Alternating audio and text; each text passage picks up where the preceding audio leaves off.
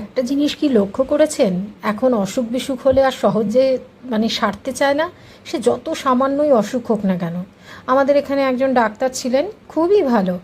অ্যালোপ্যাথিও ছিলেন আর হোমিওপ্যাথিও ছিলেন। আগে গেলে যে কোনো সমস্যা হলে বললেই সেরে যেত সামান্য ওষুধে। এখন সারতেই চায় না। বছর ধরে ওষুধ খাচ্ছি, কিছুই হচ্ছে না। পেশেন্টের সংখ্যাও বেড়ে গেছে, আর ডাক্তারবাবুও আর সেই আগের মতন সময় দিতে পারছেন না। সেই কারণে অসুখ যাতে না হয় সেটাই আমাদের চেষ্টা করতে হবে। হাজারটা ওষুধ খেয়ে ওই টেস্ট করে আখেরে কিছুই হয় না। অসুখগুলো শুধু পুষেই রাখা হয়। সেই কারণে কি করে সুস্থ থাকা যাবে এটা তো ভাবতেই হবে আমাদের সবাইকে। আমি যেটা মনে করি, নিজেকে ভালো রাখতে হবে। বাদ দিন সমস্ত কিছু, অপরকে খুশি করা বন্ধ করে শুধু নিজেকে ভালো রাখুন, বাস তাতেই হবে। এই বিদেশিরা যেমন করে না, সপ্তাহের 5টা দিন কাজ করে আর 2টো দিন নিজেরা উপভোগ করে, তেমনি উইকেন্ড হলেই একটু বেরিয়ে পড়ছি, ঘুরছি, বেড়াচ্ছি। কোনো চাপ নেব না। হাজব্যান্ডকে বলে দিয়েছি একদম রিল্যাক্সে থাকো।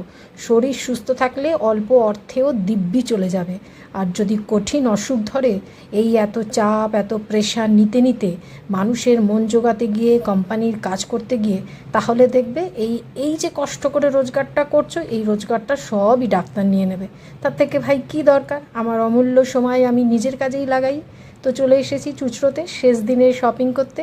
হাজব্যান্ড কিছুতেই কেনাকাটা করবে না, বলছে প্রচুর আছে জামা কাপড়। কিন্তু আমি বলছি না, পয়লা বৈশাখে তো একটা নতুন পরতেই হবে। আর এই দোকানগুলোতে 150-200 টাকায় কটনের এত সুন্দর জামা কাপড় পাওয়া যায় যে গরমের সময় পরবার জন্য দারুণ। এখানে সব ধরনের আর্থিক ক্ষমতাসম্পন্ন মানুষই কেনাকাটা করতে আসে। আর আমি তো এখান থেকে বেশ কিনি জামা কাপড়, অনেক অল্প দাম কিন্তু খুব কমফোর্টেবল। তো হাজব্যান্ডের জন্য কিনবো একটা পাঞ্জাবি। ও কখনোই পাঞ্জাবি পরতে চায় না, তাই আমি জোর জবরদস্তি করেই পাঞ্জাবি মিউজিয়ামের সামনে এসেছি। এখানে 200 টাকা করে হাফ শার্ট, হাফ আর কি কী বলবো, হাফ হাতার পাঞ্জাবিগুলো বিক্রি হচ্ছে। সেগুলোই একটা পছন্দ করে ওকে কিনে দিয়েছি। পয়লা বৈশাখের দিন আশা করি পরবে, জানি না পরবে কি না। তারপরে একদম সামনেই মদনদার দোকান থেকে চিকেন পকোড়া খেয়ে চায়ের দোকানে চলে গেছি, কারণ 9টার মধ্যে ডিনার করতে হবে। এখনই বাজে 7টা, 7:30। ব্যাস দিব্যি একটা সুন্দর বিকেল কাটিয়ে দিলাম দুজনে।